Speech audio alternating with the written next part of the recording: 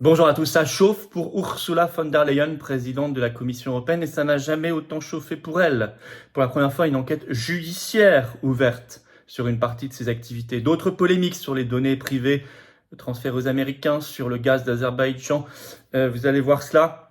Je vous explique tout ça, c'est très récent, c'est très concret, c'est très inédit, c'est très important. C'est derrière elle tout le symbole de l'Union européenne. Cette affaire va faciliter le Frexit.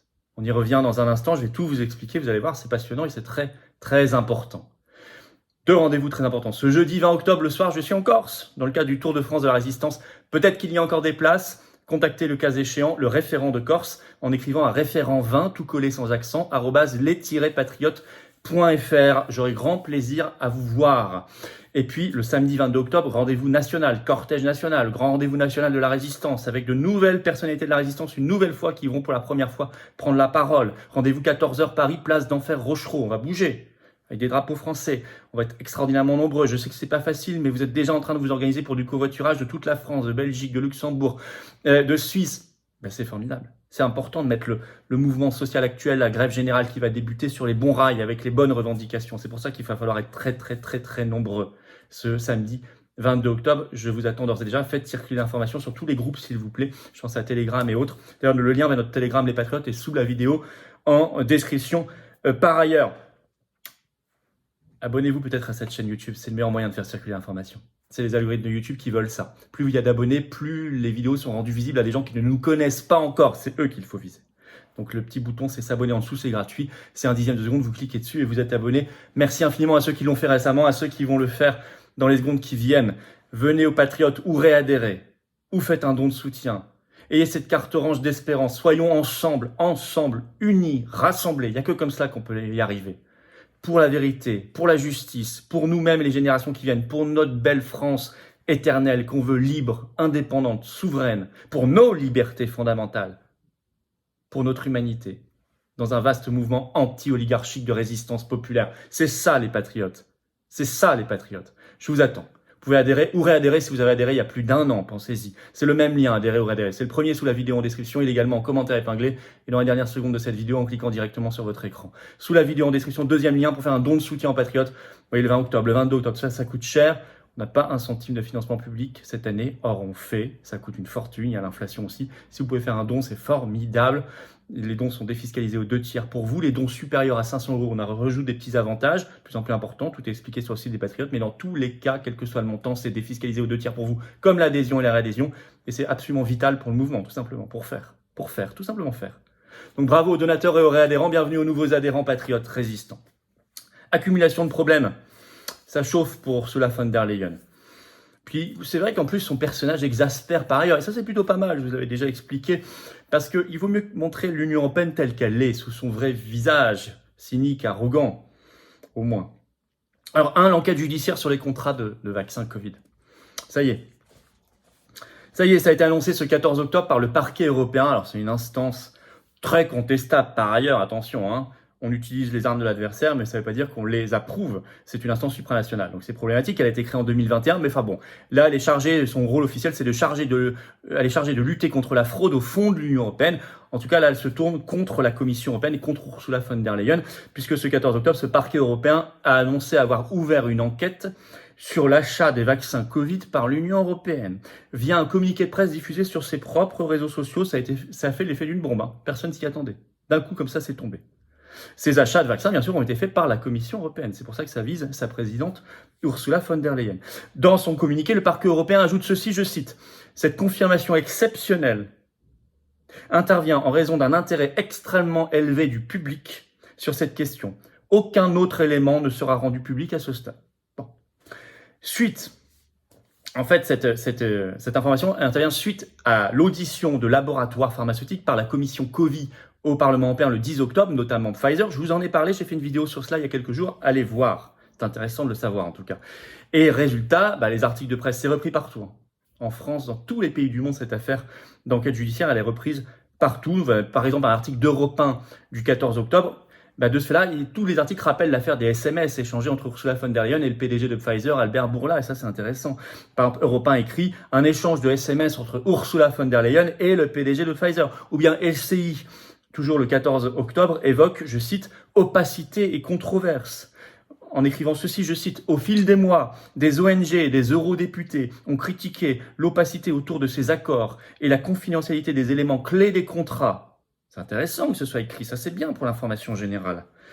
Et puis vous avez déjà eu il y a quelques semaines ce rapport assez tonitruant, rapport spécial de la Cour des comptes européenne sur l'achat des vaccins par la Commission européenne, qui a été publié le 12 septembre dernier, et vous y retrouvez des points de 48 à 50, je vous invite à aller voir sur leur site, c'est en ligne, je cite, « Nous n'avons reçu aucune information sur les négociations préliminaires pour le plus important contrat de l'Union européenne, donc le contrat de vaccination. » Je vais vous citer d'ailleurs entièrement le point 49, vous allez voir, je cite la Cour des comptes européenne, « Nous avons demandé à la Commission de nous fournir des informations sur les négociations préliminaires relatives à ce contrat, peut-être par SMS, entre parenthèses, les experts scientifiques consultés, les conseils reçus, le calendrier des négociations, les procès-verbaux des discussions, le détail des modalités convenues.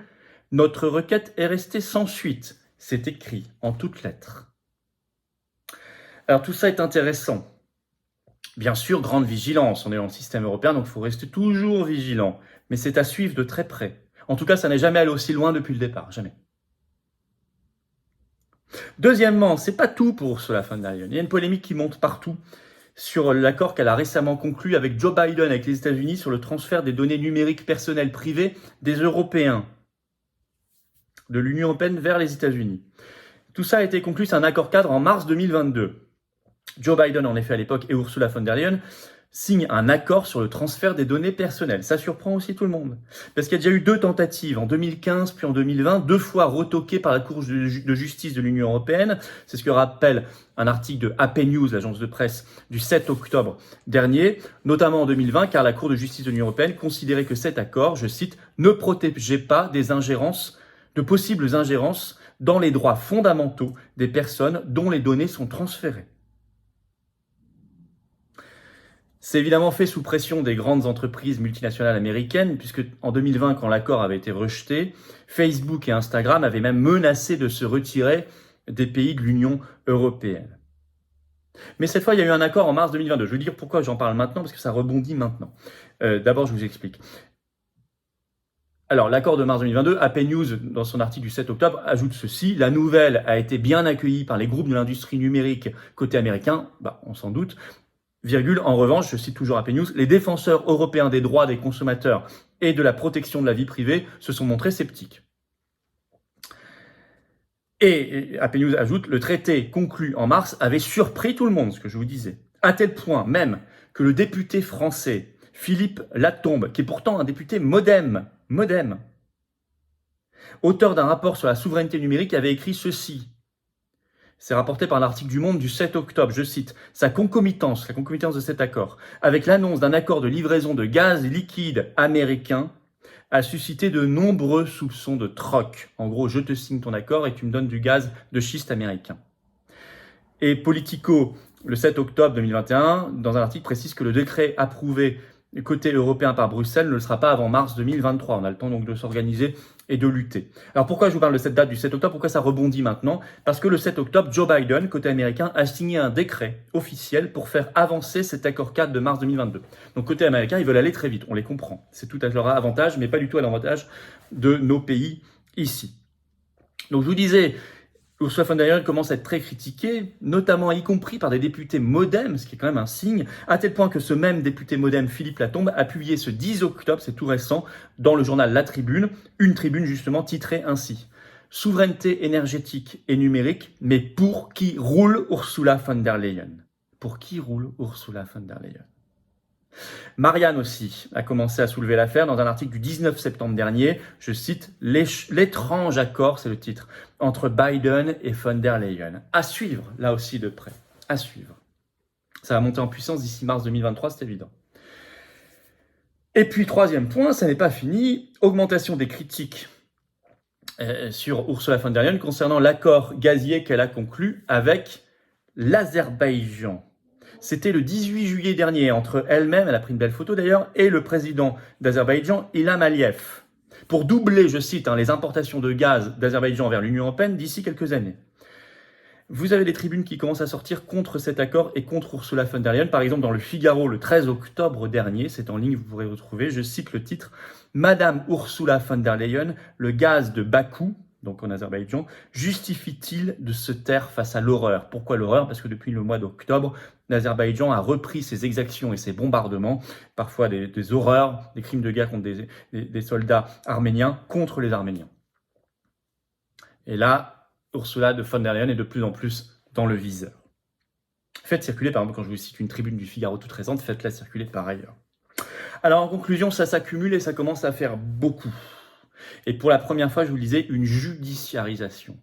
La justice s'en mêle, c'est très intéressant. D'ailleurs, si l'enquête est bien menée, elle va très vite s'intéresser aux SMS et aux textos de von der Leyen, même si elle les a effacés, ou même si elle a changé de téléphone, je sais pas, on peut les retrouver. C'est conservé par les opérateurs. Donc si on veut, on peut. Ursula von der Leyen elle-même, tais-toi, rentre chez toi, dehors, démission. Ça, c'est évident. Mais attention de ne pas s'arrêter là. Le vrai problème derrière elle, c'est l'Union européenne. La vraie solution, c'est d'en partir, c'est le Frexit. Mais elle, c'est une tête de pont intéressante. D'où l'intérêt de faire circuler cette vidéo en vous abonnant à cette chaîne YouTube. Petit bouton s'abonner en dessous, vous cliquez. Profitez-en pour cliquer à côté. Une fois que c'est fait, sur la petite cloche, vous recevrez ainsi les notifications futures des futures vidéos et des futurs directs sur cette chaîne. S'abonner, c'est gratuit, bien sûr. C'est un clic, c'est immédiat. Et c'est très utile pour rendre plus visibles ces vidéos. Merci d'avance à ceux qui vont le faire et à ceux qui l'ont fait aussi. Grand merci. Ce jeudi 20 octobre, je suis en Corse. Vous écrivez à référent 20 tout collé sans accent @les-patriotes.fr si vous y êtes aussi, que vous voulez me voir. Il y a peut-être encore des places. Et donc, le cas échéant, pour vous inscrire auprès du référent. Le samedi 22 octobre, grand rendez-vous national de la résistance, grand cortège, rendez-vous 14h Paris, place d'Enfer Rochereau, ce samedi 22 octobre. Venez, faites venir, ça va être extraordinairement important. On met la grève générale sur les bons rails. Les bonnes revendications, destitution, liberté, paix, souveraineté, Frexit, sortie de l'OTAN. On se bat pour tout cela, pour ces belles valeurs, pour ce bel avenir, pour nous-mêmes et les générations qui viennent, les enfants et petits-enfants. Dieu sait qu'il faut se battre pour eux, aux patriotes.